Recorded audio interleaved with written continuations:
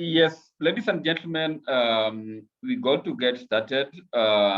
It is 11 minutes past the hour. I can see in attendance, we are all together, we are 8 packs, including myself.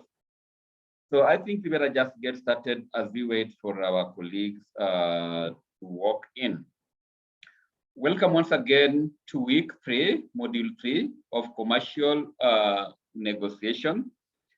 As usual, I will first of all share the program. I know you have it, but again, I think it is only fair that we go through the program because it is only through that program that we normally we normally get into a position through which all of us would actually then appreciate what we shall be doing today.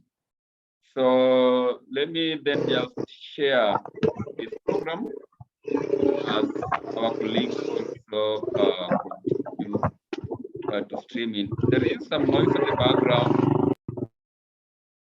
Yes, thank you so much for muting yourself. Patrolis, most welcome, sir. Yes, so this is the program for today. We shall, as usual,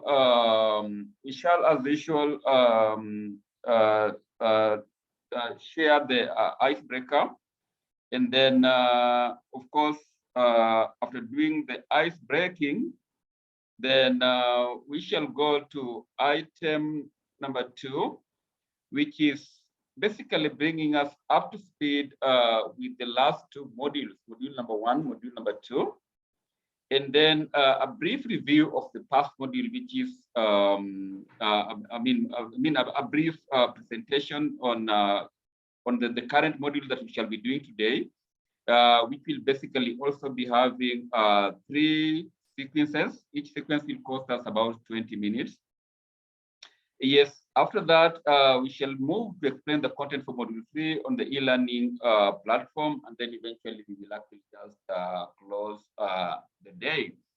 So as we continue learning, there are quite a bit of some exercises that we shall also be sharing, basically to reinforce the learning process so that we see whether or not we have actually internalized. Just like we said from day number 1, the classroom sessions will basically be 30% and 70% is actually your own work. And that is the reason why we always reinforce it with the practical approach in terms of group discussions, yes, so that we be in a position to appreciate whether or not the whole concept have actually been internalized. So let me then stop sharing the screen and move ahead and share the icebreaker for today. Another interesting opportunity that will also allow us to at least play around with our minds. Sorry, I think I've shared the wrong one. That will also give us the opportunity to play around with our minds and have a very healthy discussion to be able to see whether or not it is linked with the theme of the day. So yes, that is the icebreaker for today. Maria, could you confirm whether or not you're seeing this? Is Maria? Hi, Maria, can you see my screen? Yes, I can see it. Yes, thank you so much, Maria. Now, Okay. This is the icebreaker for today. This is now the question. If you have a choice to keep a pet, which of these will you keep and why? Number 1 is a dog. Number 2 is a cat. Number 4 is a parrot. So we will go into the Zoom chat box, and then basically let us know if you have a choice to keep a pet, which of these will you keep and why? So go to the chat box and give us your answers. We will really be glad to do that. We have 5 minutes for the icebreaker. Is it clear, Cynthia? Yes, it's clear. Okay, then please go to the chat box and let us have your answers. If you have the choice to keep a pet, which of these will you keep and why? Will you choose a dog? Will you choose a cat or a parrot? We have actually 4 more minutes remaining. We will be stopping the exercise 22 minutes past the hour. 22 minutes past the hour, we shall stop the exercise on this icebreaker. If you have a choice to keep a pet, which of these will you choose and why? Is it a dog? Is it a cat? Is it a parrot?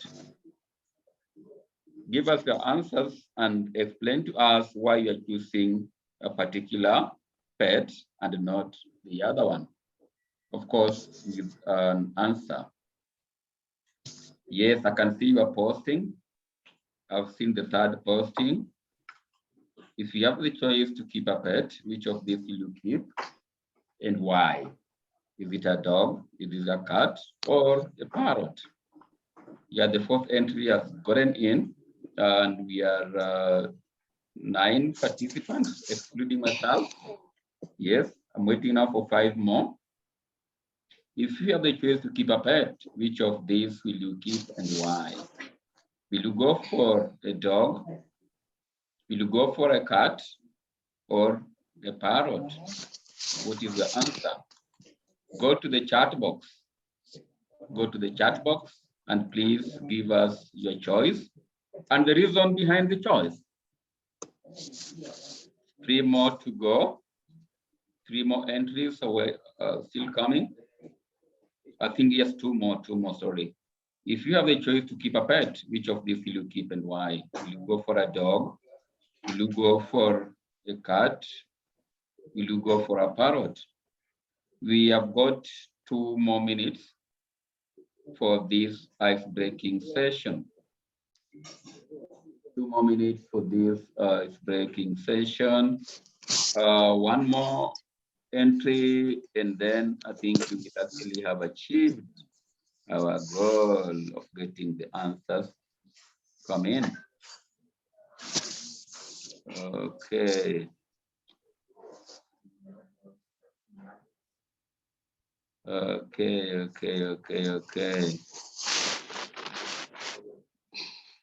Now. I think all the answers have come. All the answers have come. Let me then stop sharing and kindly request Jen Lillian. Jen Lillian, how are you? Jen Lillian, how are you? I'm fine, thank you. Sorry, I'm muted. Not a problem, Jen Lillian. I do appreciate. Could you kindly read for us the responses from all of us collectively? Okay, Martin Mwangi says a dog because they are loyal. Renier says the cat because he'll go after the mouse.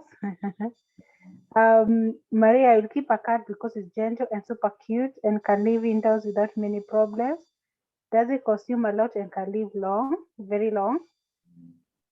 A parrot from Cynthia, less effort is required to maintain and cheaper to feed. Johnson Mulari, the dog because it keeps guard. Me, a parrot because it's low maintenance. Super funny when they repeat what everyone is saying. Nancy, a dog because they are loyal and for security reasons. Patrolis Monene, a cat. It's a clean animal. Pauline Kabiru, I will keep a dog. It's friendly to both man and other animals. Thank you, Jen Lillian. Thank you so much for your kindness to read through the puzzle. If you had the choice, what would you choose as a pet? A dog, a cat, or a parrot? You do appreciate how the varied answers have actually come through. basically meaning and reinforcing the fact that all of us are actually different. As sellers, we are different from buyers. And therefore, when we're working in a negotiation process, we need basically to appreciate that we're coming from diverse backgrounds, and therefore it is only fair that we get into a compromise position within which we shall actually agree to do business. So all of us are different. So it's a matter of actually coming to a point of agreement in any business negotiation. So that is the reason why in commercial negotiation, we actually believe that the very fact that we come from different and diverse backgrounds in terms of cultures, in terms of languages, in terms of geographical locations, when it comes to business, we need to actually just put aside those differences and then come to a compromise within which we shall actually be able to sign business deals.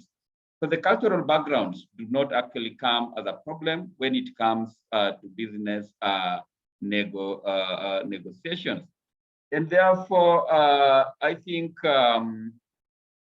without much ado, allow me then just to briefly take you through what we have actually been doing.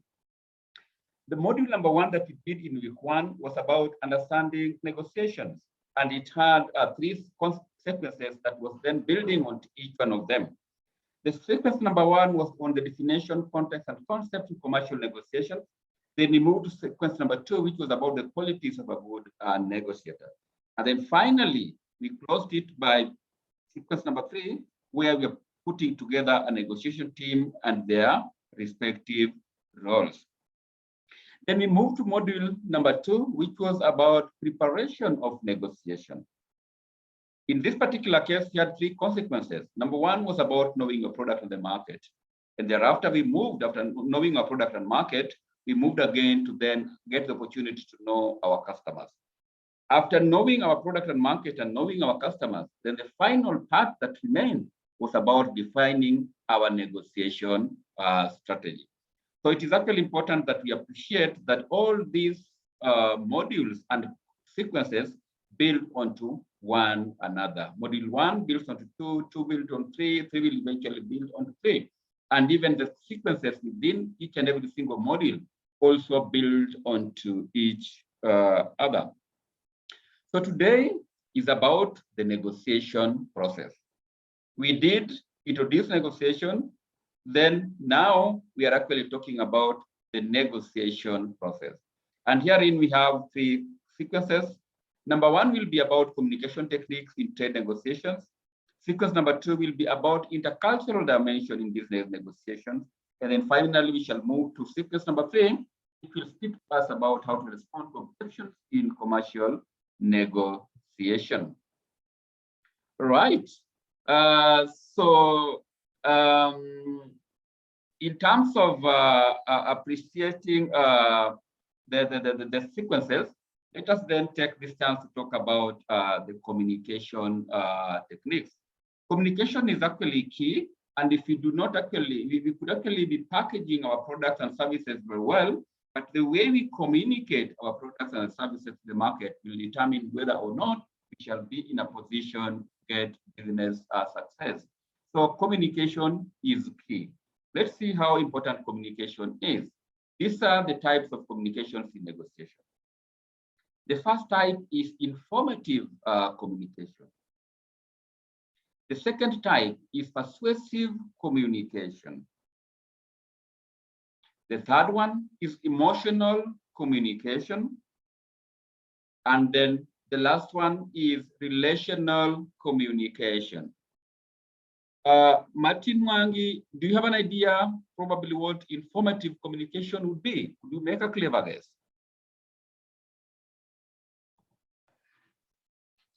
Let me try. Please.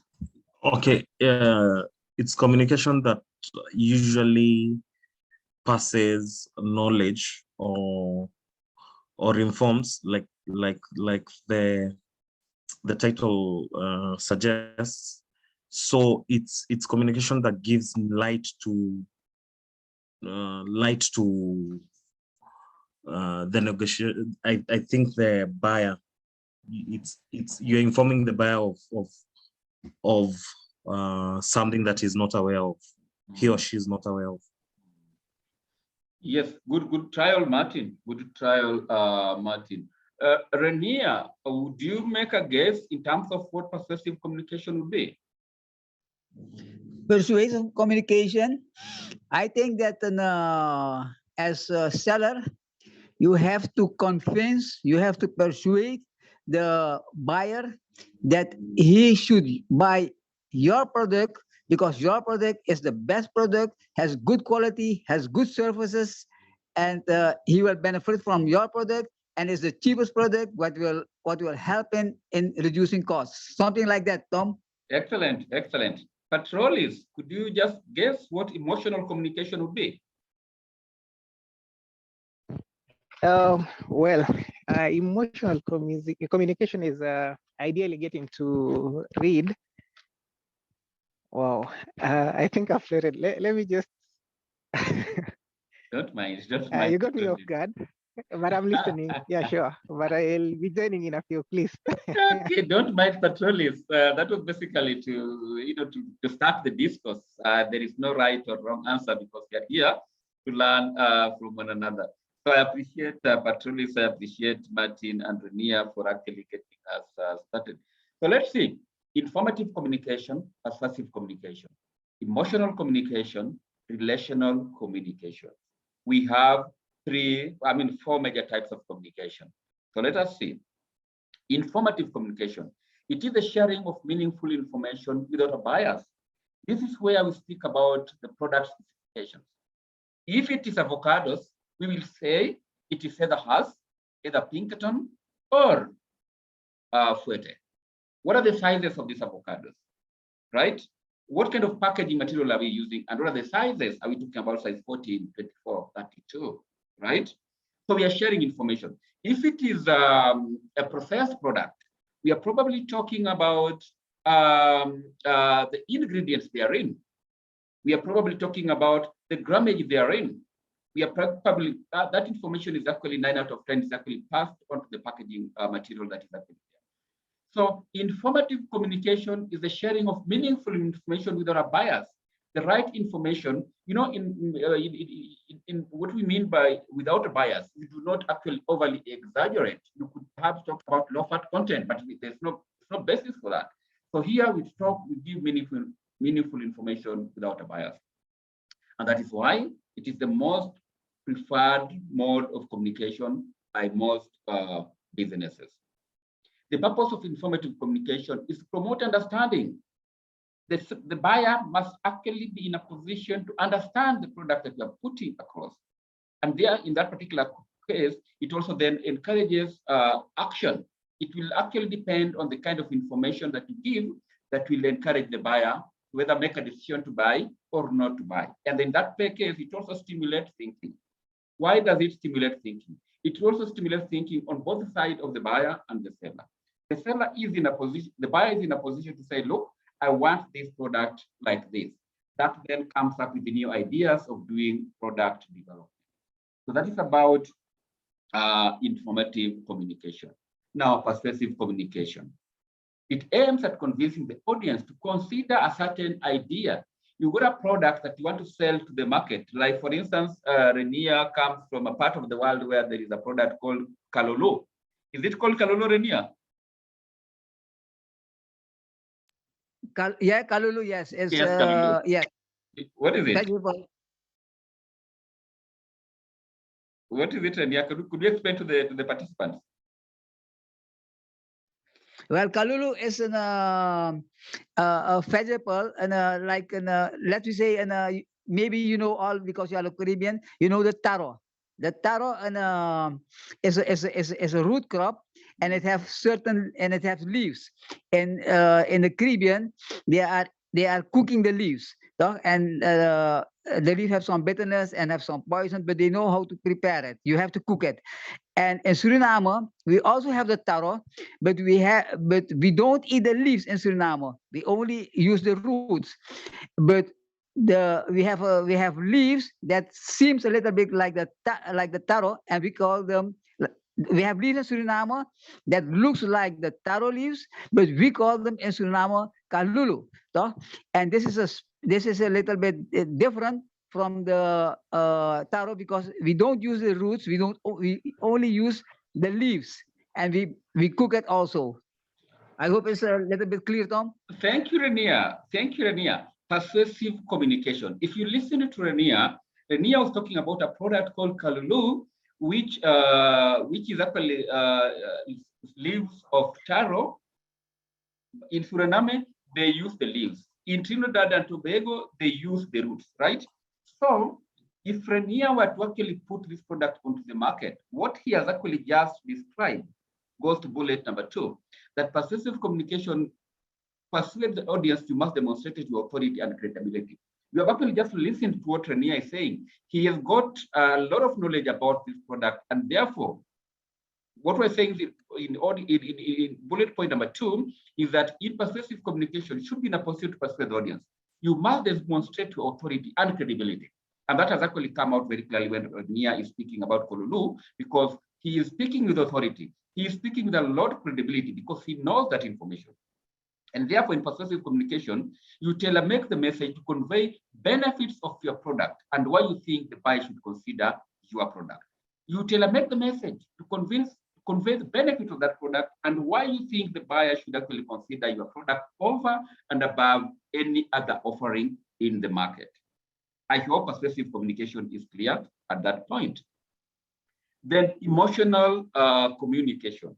This is rarely used in business negotiation because in terms of emotional communication, you're basically considering the feeling of the audience. You consider your own feelings too. It is like you've got a product, but this product is basically trying to push it through, appealing to people, through appealing to these people to probably even sympathize with you, right? To have empathy with you. That doesn't work in business. And therefore, emotional communication is rarely used in business. Now, relational communication. This is not allowed in business at all. It is usually between people with a personal relationship, right? Pauline Kabiru could be my sister in a given organization. And therefore, I'm actually being told to go and talk to my sister to be able to buy a product that my company is actually producing. It basically means that I do not have confidence in my product, and that is why I'm falling back on my sister who is working in a buyer company to be able to buy the product. That is not going to help the company in which my sister Pauline is actually working on. And therefore, relational communication is not really one of the best. Even if you know the other party well, do not engage in the relational communication in the process of negotiation. Keep your own relations to personal time and not business. Yes. So we are back to business now. At this point in time, we are going to discuss these modes of communication. We shall use the Padlet. And what the question would be is that based on the type of the business that you type, consider which type of communication do you consider most appropriate for your enterprise and why. Are we all seeing what is actually on the screen? Hello? Yes, Tom, we can. So you can clearly see the question and the various types of communications, right? Yes. Now, what we then do, pull out the Padlet, or rather, let me just actually just share it on the chat box, so that you then click it. Oh, sorry for that.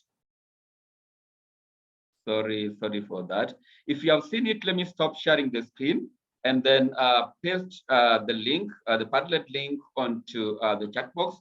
Then you click onto the link and then you start giving us your answers, okay? The type you consider of all these one, which type of communication do you consider most appropriate for your enterprise and why? It could be informative, it could be persuasive, it could be emotional, it could be relational, it could be all of them, depending on what you consider to be most appropriate for your various business enterprises. Let me just stop sharing the screen. I think it will be easier for me. Let me stop sharing the screen and basically then just pick. It has refused what I'm trying to put across. Hold on.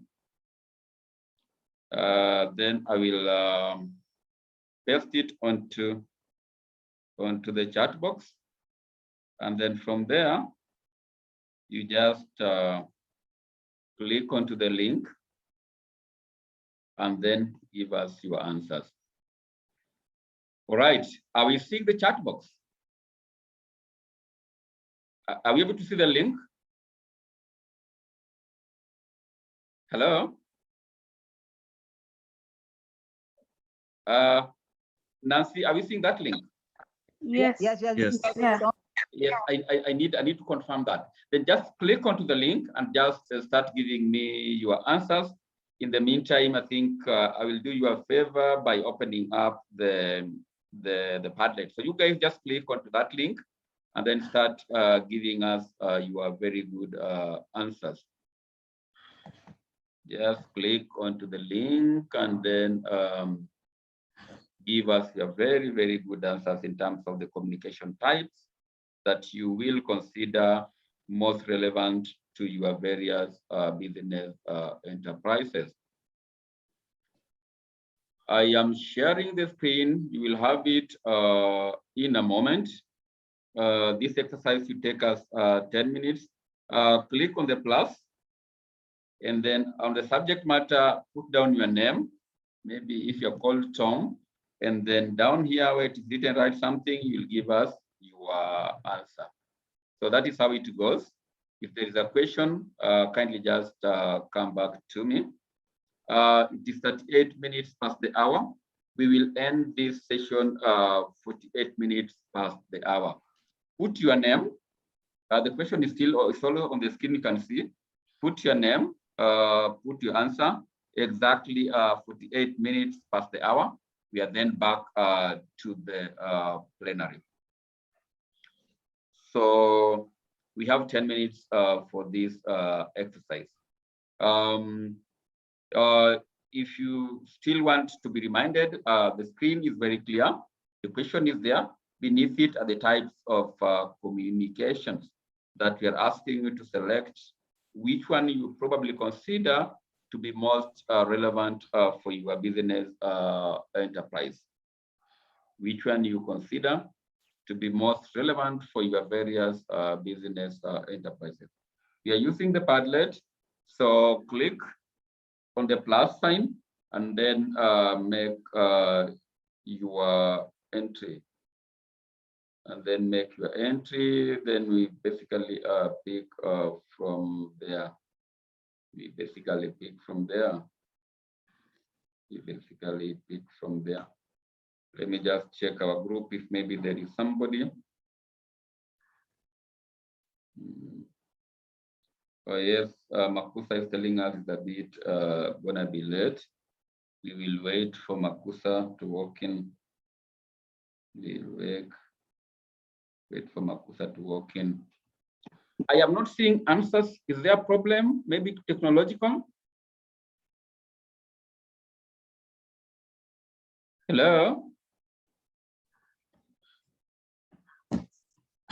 Renia, are you okay?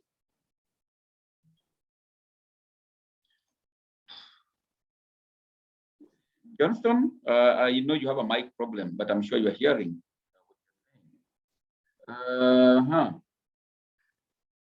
Cynthia, are you okay with the question?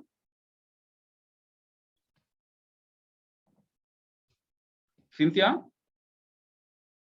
Okay. At least there's communication now. I can see when I see the answers, that is when I know that things are happening.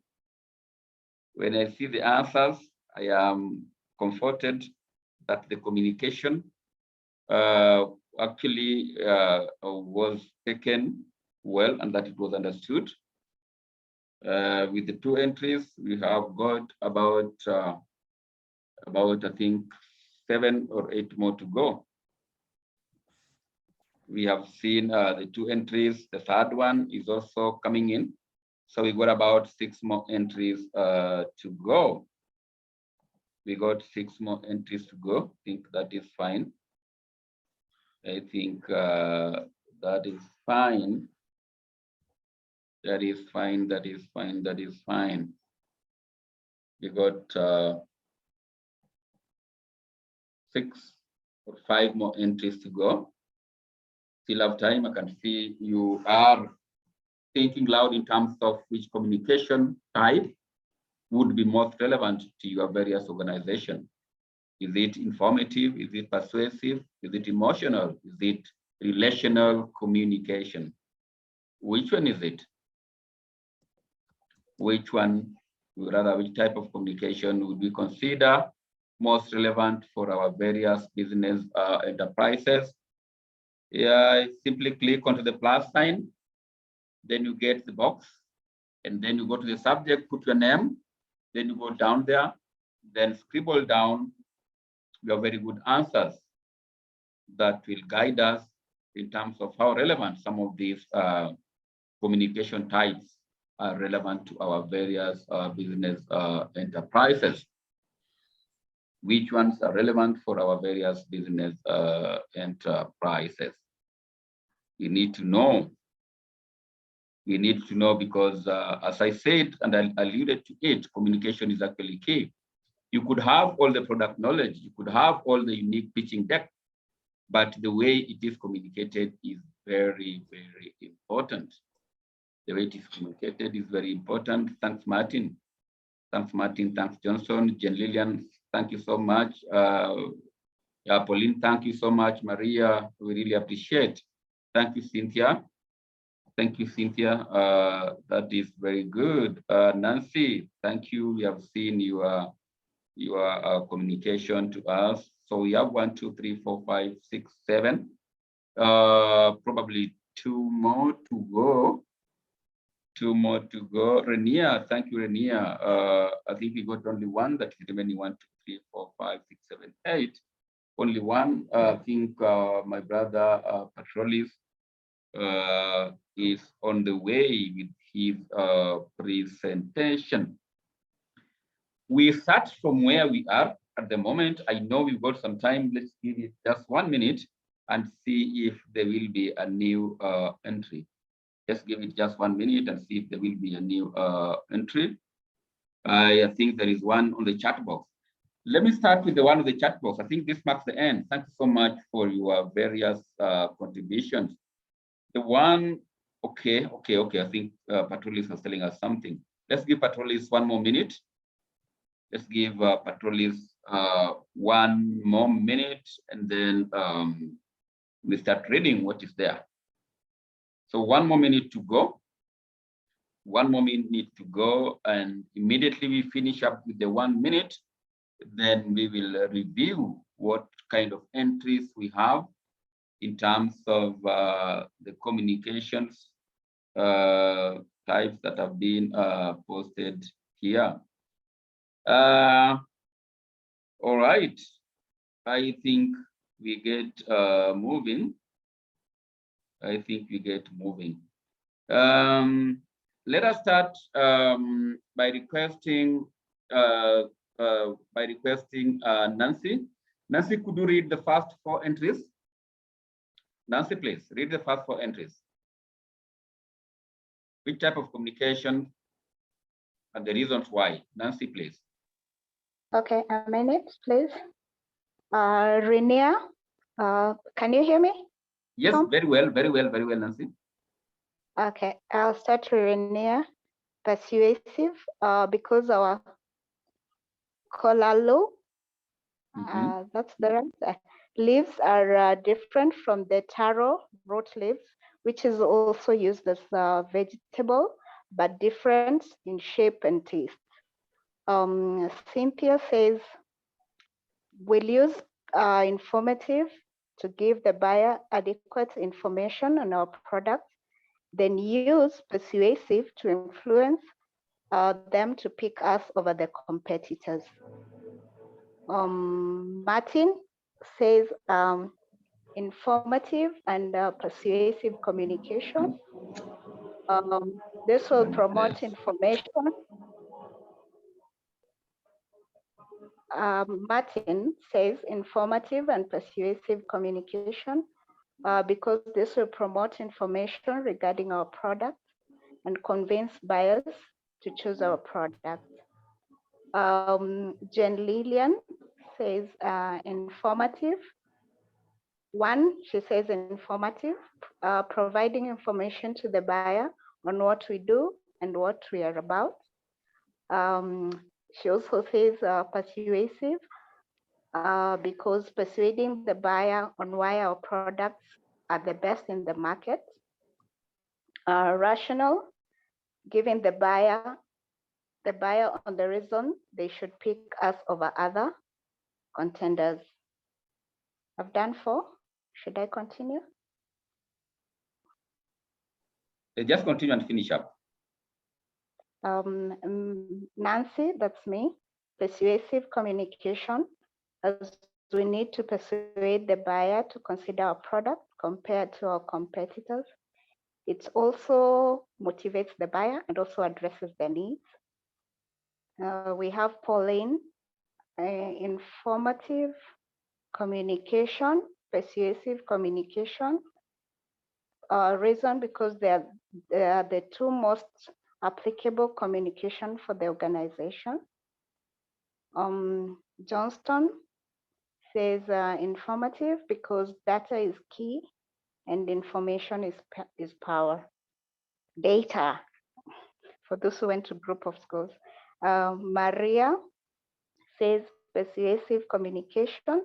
This would work best for us because the industry is highly competitive and we need to convince the customers why our products are better than the competition. I'm not able to see the rest.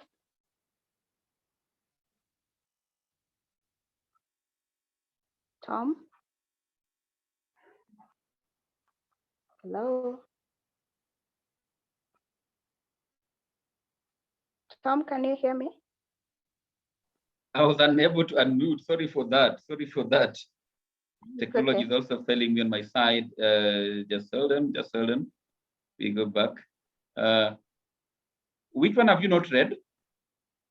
I've read up to Maria. I can't see the rest if there's any. You can see, I thought you have read Jen Lillian. Yes, I've read for Jen Lillian. Yeah, then I think that's all. There is actually no more. Okay. Yeah, that's all. Thank you so much for that. Thank you so much. And I really also apologize. There's a bit of some background noise from my end. As you know, people in Kenya, there's a bit of some electioneering, and I was unable to unmute immediately. So I really apologize for that background noise. Really, it wasn't intended. Okay. Now, back to the subject matter. You see the way we are actually coming up with these answers. The NIA is about persuasive. And when you look at Nancy is also talking about persuasive. This is actually another strategy of getting into the market because your product is different from my product. If it's a product that requires that I put a lot of effort, I'll do persuasive. But bottom line is that informative sort of communication is actually one of the most widely used for obvious reason that we need to share the information that we have with the customers so that they can then be in a position to make informed decisions. So thank you so much for actively participating in that. Let me again once more share the screen. Let me once more share the screen so that we then move to the next slide, which is also about the intercultural dimensions into business negotiation. We are all coming from diverse backgrounds. We have our brother coming from Suriname. We have our colleagues coming from Kenya. And if you remember, our other sister, Charity, was also coming from Zimbabwe. We come from diverse cultural backgrounds. And therefore, when we are actually meeting in a business discussion, we need to take cognizance of the fact that the cultural background should not deter us from doing business. The relevance of intercultural dimensions. Intercultural dimension is the study of interpersonal communication between individuals from different cultures. Most often, sellers and buyers come from different cultural backgrounds. The different cultural background can often lead to misunderstanding, basically because we're coming from different cultural backgrounds.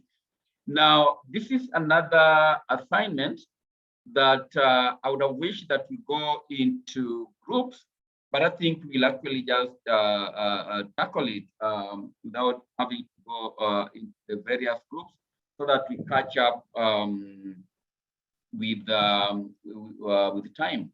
It is a case study, and allow me to read. Tom, can you please show the first slide again? Can you please show the first slide again? Are you seeing it? The next one. Yes, this is the next one. Yes, let me read it. Most of us respond from different social background. The difference in social background can often bring to misunderstanding. Yes, thank you. All right. So now that you have read that, so read for us this one also, because this is a case study that I would wish us to also discuss in the next 10 minutes in plenary. Renia, take us through this reading.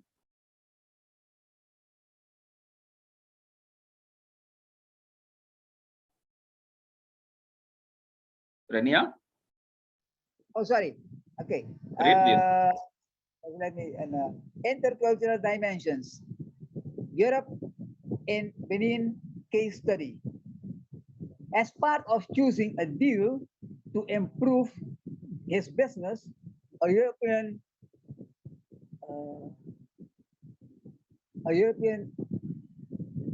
arrives for the first time in a cashew nut producing province of Benin. I am on my mobile. That's why I am shifting it, so it will be a little bit slower. No, let somebody help you, Renia. Don't mind. Let Martin Mwangi step in and read for us. Martin, please. Yes, please. Yeah, Martin will help you, Renia. Don't mind.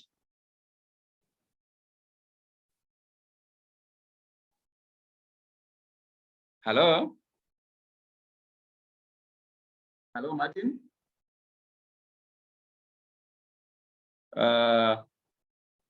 We then probably there is a chat here. There is a text here.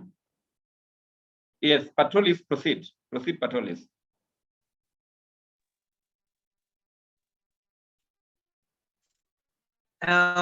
Well, that's a European.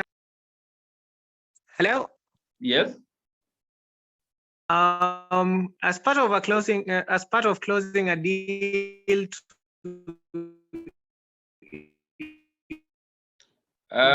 Patrolis, there is a connectivity problem. Let somebody else come in. Patrolis. Hello, Patrolis. A European for the first time in a cashew nut. Can you hear me from your end? No, I'd rather somebody else does it. Your internet connectivity is moving up and down. I can get you clearly. Pardon, just hold on. Don't proceed because I think your internet is fluctuating. Okay, no problem. That's another. Yes. Okay. Pauline, are you there? Yes, I'm here. Yes, please. Pauline, just take us through if you don't mind. Okay. Intercultural dimension. European in Benin case study.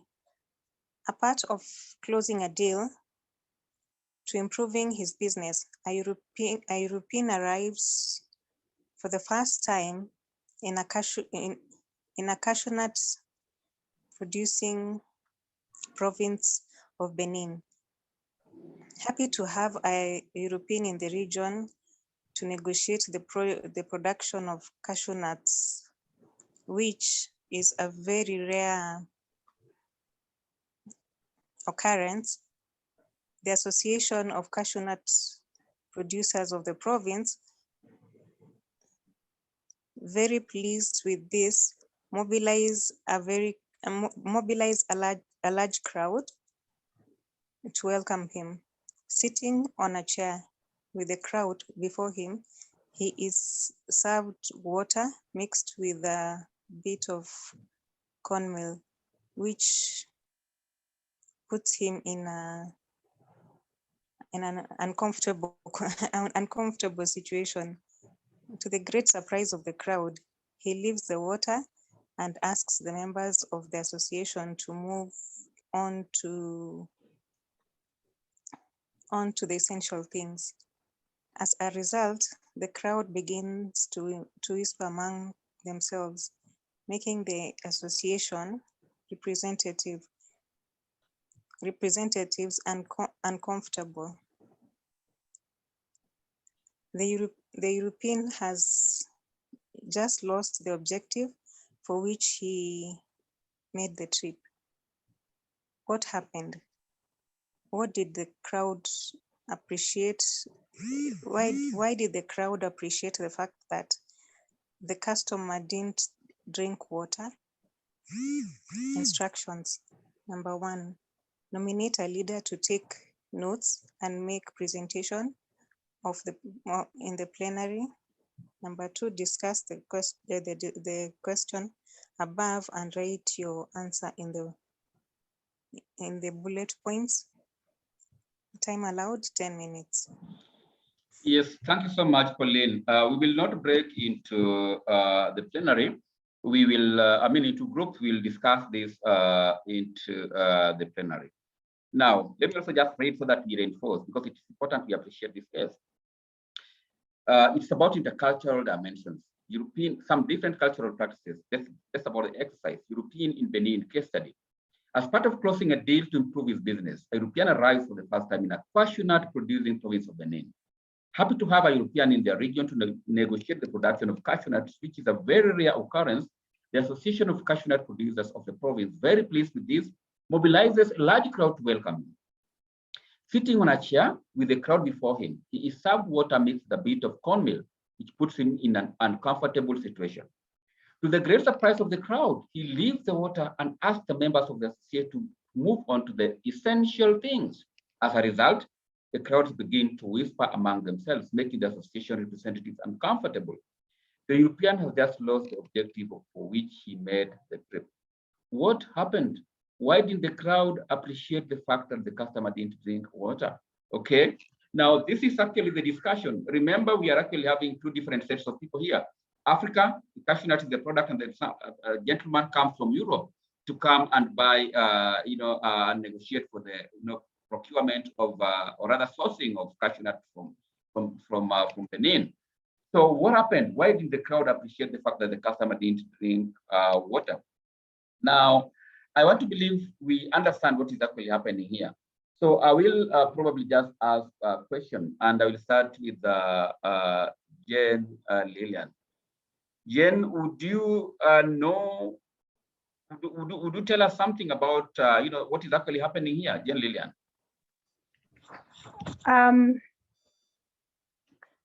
The resident of Benin, the crowd thinks it's rude in some culture in general. When you're given something, you should at least take a sip or show something of appreciation.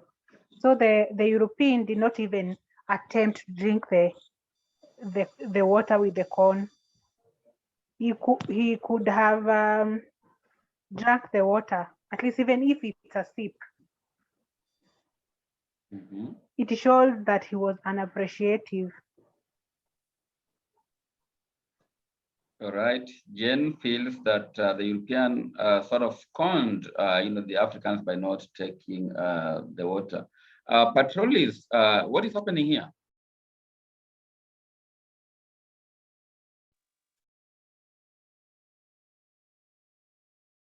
Sorry? Well, can you tell us your understanding of what is actually happening here? Hello? Hello, are you following the case study?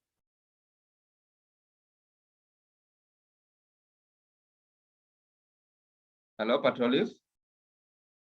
We have lost Patrolis. Let's try, Renia, what would be your response in this particular case? Renia, please. Well, the guest made a big mistake. He didn't respect the cultural habit. So he didn't make his homework properly before leaving his country and go to another country. That is one great mistake. He didn't make his homework. Before you leave your country, you're going to another country, you should know what is going on in that country. What are the cultural habits? So the cultural habit, he was not aware of it, that they will present him corn with water with corn. That is a local tradition for the people to welcome somebody from abroad. So because he didn't take care about that cultural aspect, the people feel ashamed, they feel neglected. So that was their main point now, and that's why they start talking with each other.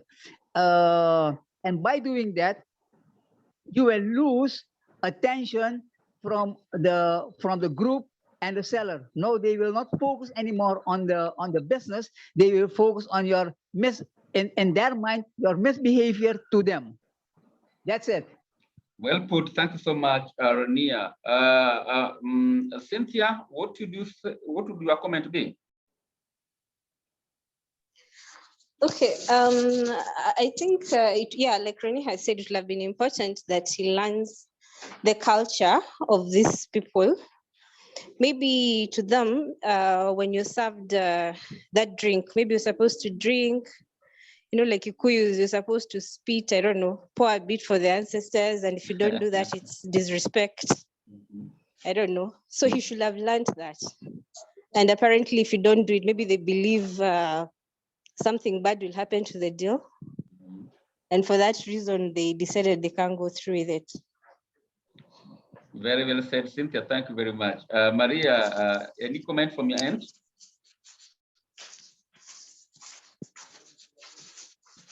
They have basically, my counterparts have basically said everything. So I really don't have much to add. Yeah. Okay, fine. Nancy, what would be your response?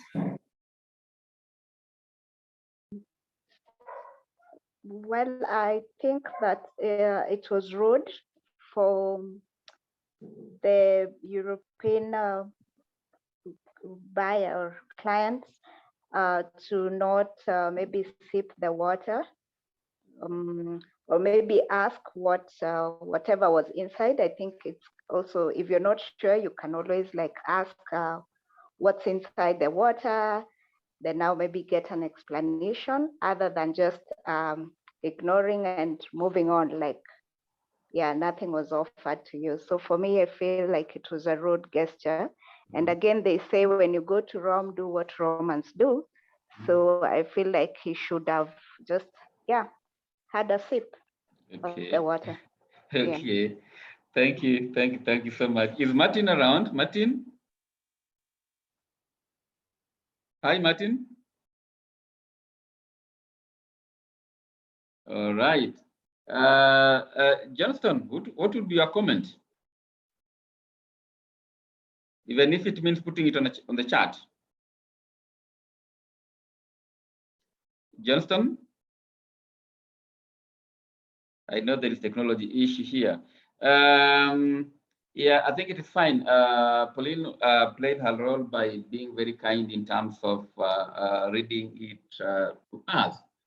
Now, this is about intercultural divergence. I did say from the outset that we come from different cultural backgrounds, even if it means within our own countries. By the time we are starting this, we had a sort of, I can call it offline discussion with Rania in respect to what is actually happening in Suriname. Suriname has got people from diverse backgrounds, people from India, people from Pakistan, which basically means that even within Suriname itself, people are actually diverse. So when you're actually going for a negotiation, you needed to actually appreciate that. That is at the domestic level. Even at the regional level, we are actually a different set of people. As a South African in Africa going to negotiate in Egypt, must also recognize the fact that the Egyptians are actually having their own different cultures. And in that particular case, if you're actually moving outside of our continent to go and make business negotiations outside the continent, we need to take cognizance of the fact that we are actually getting into a known territory in terms of different cultures. And therefore, this is actually very, very important. The European, like you all say, needed to actually have done his background check to understand the cultural background of the people he was going to meet. And even the cooperative of farmers would also have appreciated that the Europeans do not actually are not comfortable with a big crowd. They should also have scaled down and probably just met this European person by maybe the top officials only and not the entire village, because this was somehow very intimidating to the European. And of course, because the European also did not do a bit of some understanding, prior knowledge of these people, he went there, he was given water, and instead of partaking of it, he's like, let us move to the most important things.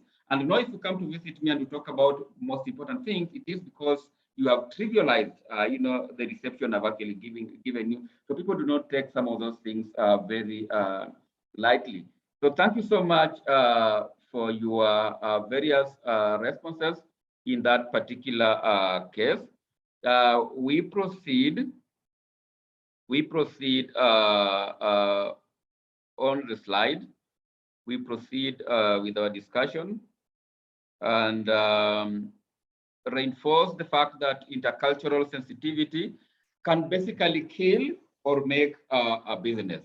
If you're going to places like China, if you share your business card, there's a way in which you're supposed to be sharing that business card. If you go to Japan, and of course, if you go to India, for instance, in Africa, when we say no, we shake our heads like this. Okay, basically to mean that you're saying no. But in India, this is actually a yes. So when you're going to do business with people who are coming from different cultural backgrounds from yours, please take note and do take some time to understand and read through the cultural backgrounds of these people so that there is no cultural clash. Yes. Sequence number 3. The rest, how to we respond to objections. When we are going to do negotiation, it is not written in stone that whatever you say will actually be accepted to your interlocutor. No, there will be objections. And objections are actually normal in business. So the most important thing here is how then you will actually be responding to these various objections. So let us see. The buyer is likely to make objections, of course, yes, and the seller must be able to identify and respond to the objections made appropriately. Response objection must be prepared. It means you need to actually prepare and start imagining the kind of objections that will actually be coming and prepare adequately. The seller must understand the reason for the objection so as to respond appropriately. When objection comes, it doesn't mean that that is actually the end of the business. That is actually part of negotiation. So one should be in a position to prepare for any eventuality that will come his or her way by way of objections. So let us see how objections come. The types of objections. There is what is called defensive objection. Somebody basically say that I don't have time. Excuse me, I don't have time. That particular person, if you are a very faint-hearted kind of person, you will say that this person has actually put me off. But this is basically a defensive mechanism through which he's telling you that he doesn't have time. If you are a better negotiator, you will be able to go through this and present yourself better so that at least you can probably even ask for another time when this person is actually not busy. Then the second one is genuine and unfounded objection. It is genuine and unfounded. How? The customer basically lacks information. You are doing organic product, and you know organic product is actually a net product. And somebody says that organic is too expensive. What does it mean? It means that your customer doesn't appreciate the benefits that then accrue into a business that is doing organic production, because organic is actually a product that fetches a lot of money. It fetches premium price. So when somebody says it is expensive, it is because he or she has not understood the benefit that come with organic produce. Then final objection is genuine and well-founded objection. Somebody says your product is not perfect. You are missing some product from your vegetable lines. It basically means you've actually been given a whole range of product lines, particularly on the side of vegetables, but you do not seem to have all the product lines. So this is a genuine and well-founded objection, which means that you need to see how best you can respond to your customer. So the types of objections, number one, defensive objection, which is actually defensive sort of reaction. And then number two, genuine and unfounded objection. And finally, we have genuine and well-founded objection. So we are going to move.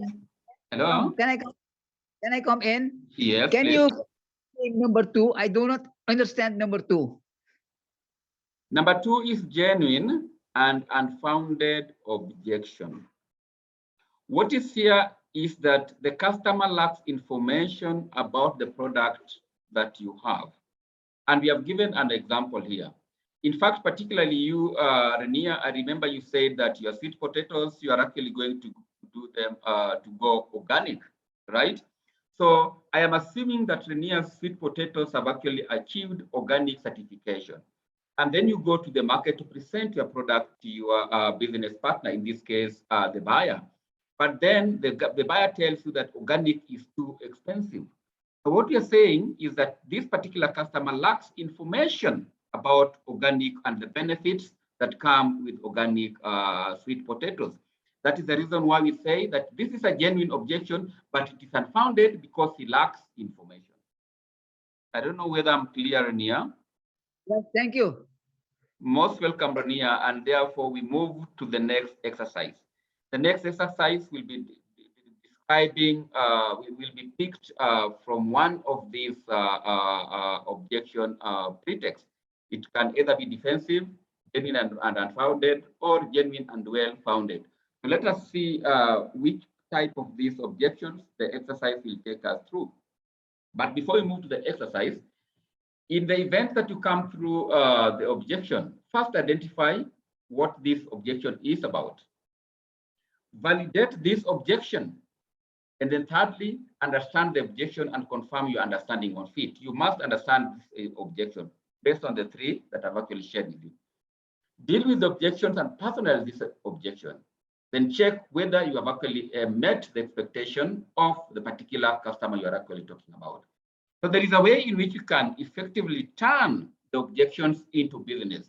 So we are saying first identify the objection, then validate the objection, understand the objection and confirm your understanding of it, and then deal with the objection and have it as a personal idea to the extent that then you convert it into a business opportunity. So let us see what the exercise then is, which of course we will also do in plenary, about handling objections. Now, in this particular case, I will request, let me request Cynthia to read through this slide. Cynthia, please.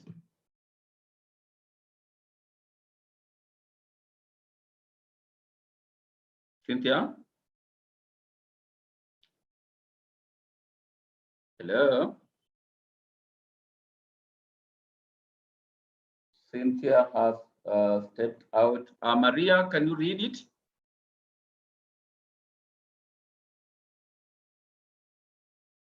Hello? Hello. Yes, Maria, proceed. Okay, so plenary, genuine and well-founded objection. Your product is not perfect, or you're missing some product from your vegetable line. Instructions. Kindly write bullet points on how to deal with a genuine and well-founded objection. That is, if your buyer makes this kind of objection, what will you say or do? Discussion time is 7 minutes. Yes, thank you so much, Maria. Now, what we are saying here is that you have been given an order. If you look at the screen, we have bullet chilies here. If you're seeing my cursor, this is bullet chilies. This is okra. This is brinjals. We have French beans, snow peas, and sugar snaps. How many product lines are these? 1, 2, 3, 4, 5, 6. You have been given an order to supply all these product lines. But for some reasons, you do not have bullet chilies and okra. Okay, what will you say or do? So just think about it at your own individual levels and just scribble your answers to this for about, let's call it 5 minutes. Okay, scribble your own answers on this and then come back to the plenary and give us your answers. You have been given an order, and unfortunately, you are being told that you are missing some product from your vegetables line. So your product is not perfect, okay? Kindly write bullet points on how to deal with a genuine and well-founded objection. That is, if your buyer makes this kind of objection. What will you say or do? The order is there, but you are lacking 2 product lines. What will you say or do to your customer? 5 minutes for the discussion, scribble something, and then we come back to the plenary after 5 minutes. So we are coming back at 22 minutes past the hour. So put down your answers. Put down your answers. We'll basically go through our various names and just share what we think should be the answers. Okay. It is a case of a genuine and well-founded objection. Okay, I have started counting. We are coming back to the plenary, 22 minutes past the hour. It is a genuine and well-founded objection, and it is being said your product is not perfect. You are missing some products from your vegetables line. The instructions: kindly write bullet points on how to deal with a genuine and well-founded objection. That is, if your buyer makes this kind of objection, what will you say or do? The business is already yours, but you are likely to lose out because you are missing out on some product lines. You have been given an order to supply 1, 2, 3, 4, 5, 6 product lines. You do not seem to have some of the items in your list. How do you handle this kind of objections? What will you say or what will you do? Remember, this is normal in business. This is very much normal in business, particularly in fresh fruits and vegetables. We deal with seasonal commodities. Okay, so these are some of the things that will actually, or rather, I'm sure you'll come across this on your day-to-day activities as you continue with your business, journey. You have come across so many objections, so it all depends on how you handle the various objections and the way they come to you as a business person. So commercial negotiation is a very delicate balancing act. Commercial negotiation involves a lot of things, and this is actually one of them. How prepared are we to handle objections? How prepared are we, again, to handle genuine and well-founded objections? Because this is really genuine and well-founded objection. How prepared are we to solve this kind of a nightmare? We need our businesses to run. We need to be able to satisfy the customer. We need to actually have a situation whereby all our product portfolios are listed within the company, within the customer premises. So yes, it is 19 minutes past the hour. We have got about 3 minutes to come back to the plenary. We have got about 3 minutes to come back to the plenary.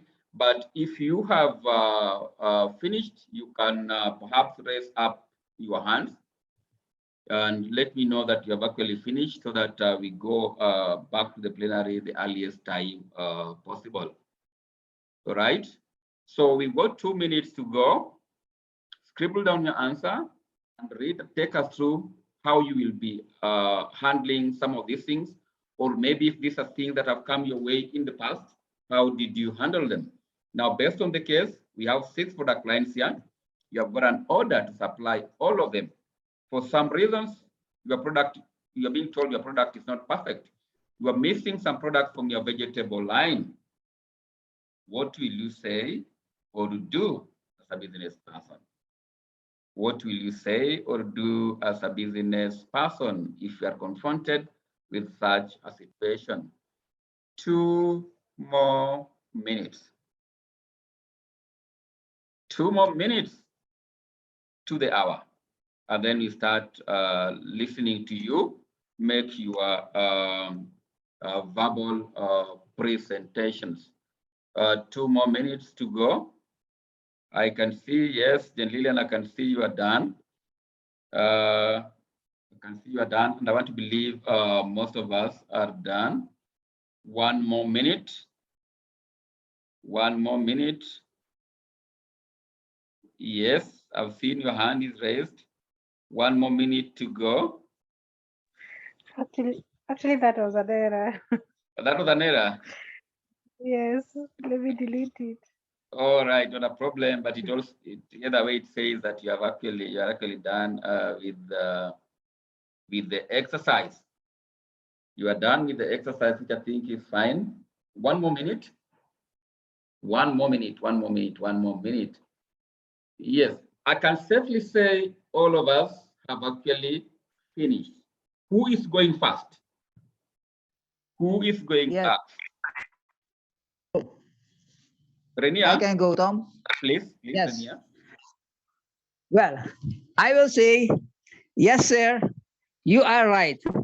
I am very sorry for that. But the reason is that we had an unforeseen situation in our country regarding strikes at the street, and the 2 trucks stayed behind. But we already put them in the cooler, and after 3 days, you will have it. Thank you. Thank you so much, Renia. I hope you said what actually would actually be happening. But I think in a number of occasions, some of those things actually do happen, making it possible for you to deliver. Thank you, Renia, for that. Who is going next after Renia?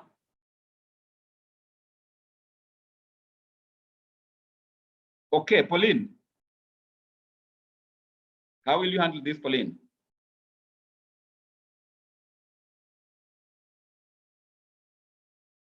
Hello? Hello, Pauline? All right. Is Martin in the house? Is Martin in? We move on. Cynthia?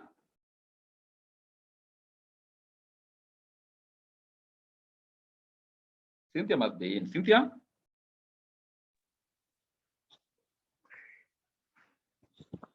I can say something. Yes, say something, dear Lillian. Okay. I would try not to bring up excuses and accept the responsibility, and I'll say something like, you are right. The quality of the product is not perfect. We changed our team at the farm, who are still learning. At the and the harvest was not that good. But next time we will refund. We replace the product and promised for better quality next time. All right. Thank you. Thank you so much, Jen Lillian. Who is gonna go next? If Cynthia is not there, Johnson Mulari, if you're in, you could perhaps share on the chat box. How about Nancy? Hello, Nancy?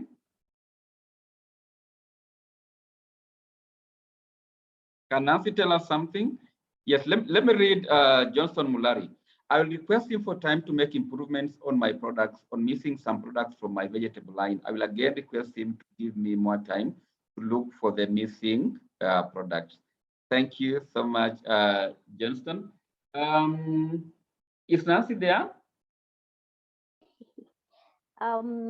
For me, since it's a genuine and well-founded objection, I will accept the mistake, of course, and yeah, just like Jane Linian, look for a good excuse to cover up that. Yeah. Thank you, Nancy. Patrolis.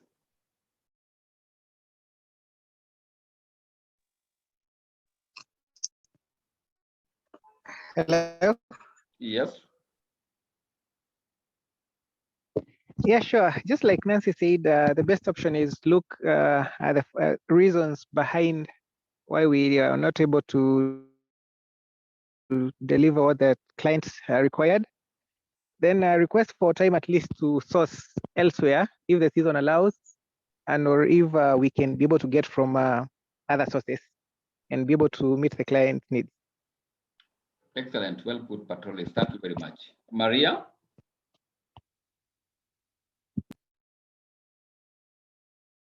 Maria, please.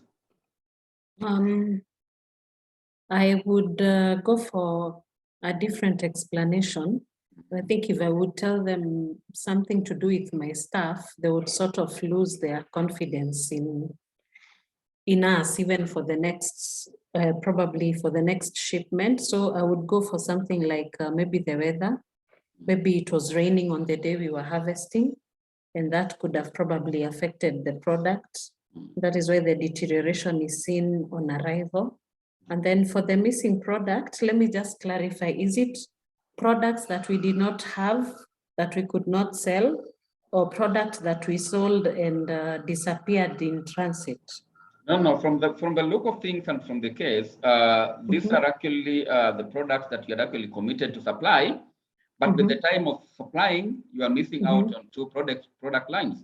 You are telling the client, the client realizes that you are actually missing out on some product lines. Okay. So in that case, I would say maybe when our scouts or the agronomists were going around just before, like a day before harvesting, they noted some insects or something like that. So we had to go in with some sprays, which will go beyond the date of departure. And so we'll not be able to deliver those particular products this time, but we will deliver them on the next shipment. And then, of course, apologize for the inconvenience and all that. Yeah. So I think, thank you very much, Maria. You have equally nailed it. I really appreciate the kind of answer that you are bringing on board. And I think you have all contributed very well. But I want to take you back to this earlier screen on how to handle the objections. First of all, first identify the objection, then validate the objection. Is it falling under which category? Understand the objection and confirm your understanding of it, because that is actually very important. And then deal with the objection, okay? Personalize it. You are actually missing out on two product lines, and yet you have actually been given the order for 6 product lines. I recognize what you have said. Apologize first to this particular client. And if there is possibility that you could outsource with a high degree of traceability, then it is actually still fine. But again, it is not an offense to explain the reason why you are actually not able to supply this. Chances are that your agronomist went and in the process of doing the hazard analysis, they actually realized that there was actually a problem, and therefore, particularly if you are in vegetables, they realize that what we are actually just going to supply to the client will actually result into a notification. Nobody wants actually a notification. So really, your explanation will actually determine whether or not you continue with business. But I think most clients appreciate when explanation is actually given to them that is a genuine explanation. So thank you so much for that. We are coming to the tail end of the training for today.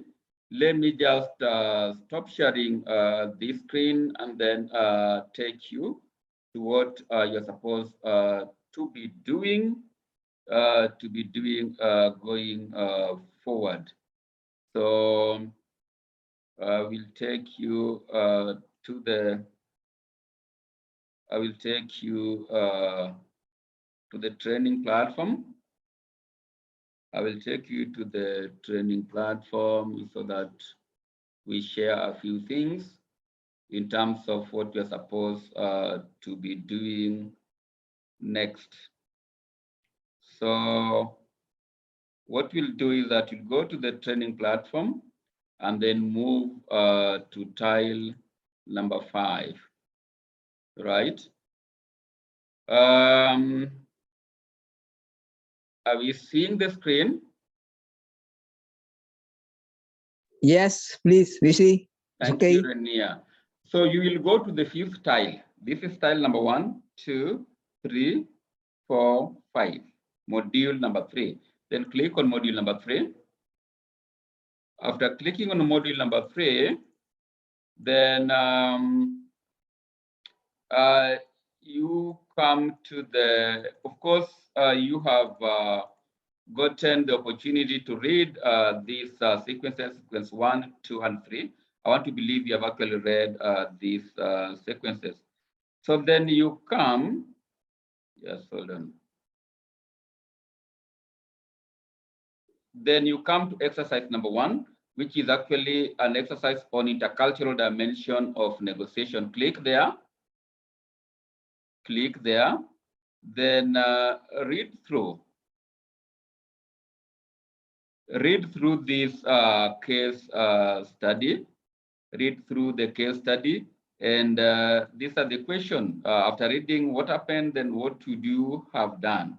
Then for you to respond, you will go back to the platform. You will go back to the platform. Remember, we were on tile number 5, which is module 3. You will go back to the platform, and then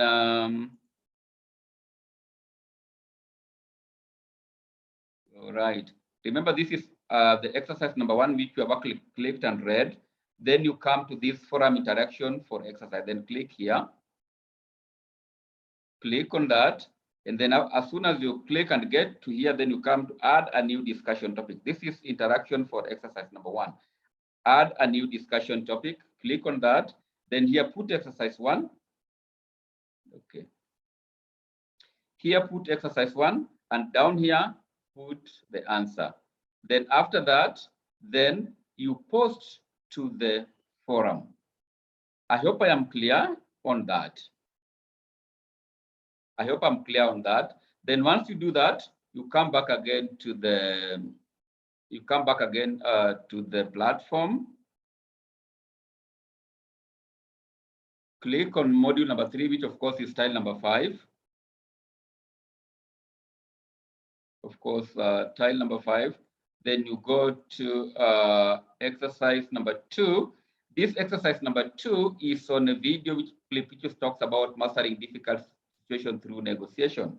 You will click on this, listen to this video, and then for you to respond, come here. A response on exercise number 2, video clip on mastering difficult situation through negotiation. Click on this.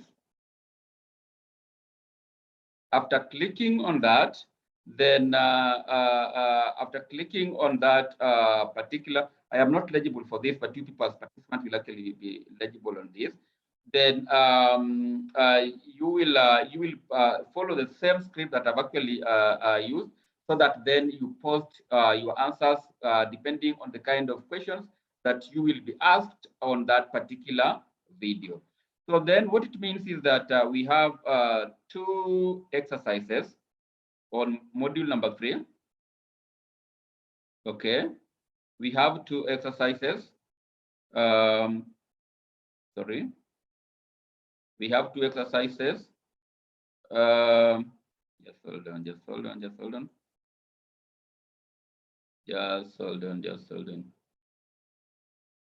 Yes, we have exercise 1 and exercise 2. Exercise 1 is on intercultural dimension. Click on that, then post it to the forum. Exercise 2 on the video clip, listen to that video, and then post your answers here. So that is what we're gonna do, and that must be submitted before our next session by the end of the week. So let me go back to our slide so that we just clear and finish up the day. Just go back to the slide, clear, and go back to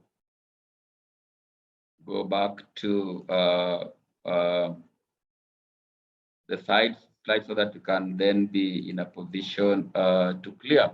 So I've taken you through the assignments for the week. I've taken you through the module platform in terms of how you can actually be able to navigate.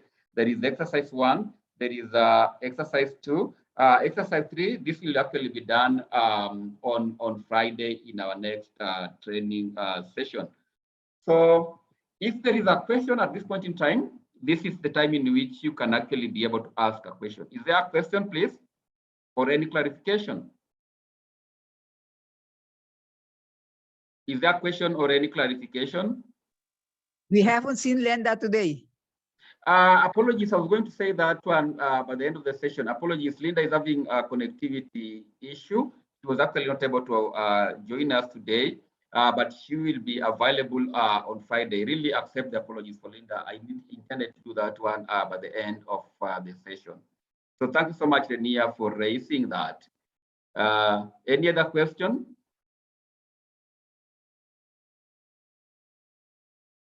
Well, if there is no other question, then the deadline for submission of the work is Thursday, 28th of July, to enable us to continue marking them. And again, assignments for module 1 and 2, for those who have not submitted, please ensure that one is done. Remember, we need to give you certificates at the end of this training, and the certificates will actually be based on group work, class attendance, as well as response to the questions and the quizzes that are on the platform. So there is actually nothing that we can discuss at the moment because we are coming to the end. There is no question, there is no clarification. Let us meet on Friday at 15:00 East African time. And that I think will be quite okay. In case there is any other question, you could perhaps post them on the chat box, on the WhatsApp group, or email us, or even call us directly. We are actually available for you. For now, I want to say this marks the end of the session for today. I wish everybody a fantastic week. So therefore, let us meet on Friday at the hour. Bye-bye and enjoy the rest of the week. Thank you very much. Thank you. Okay. Bye, Tom. Okay, bye-bye. Thank you. Bye-bye. Yes, great. Thank you, everyone. Okay, cheers. Bye-bye. If there is an issue, maybe you can remain behind. If there isn't, we meet on Friday.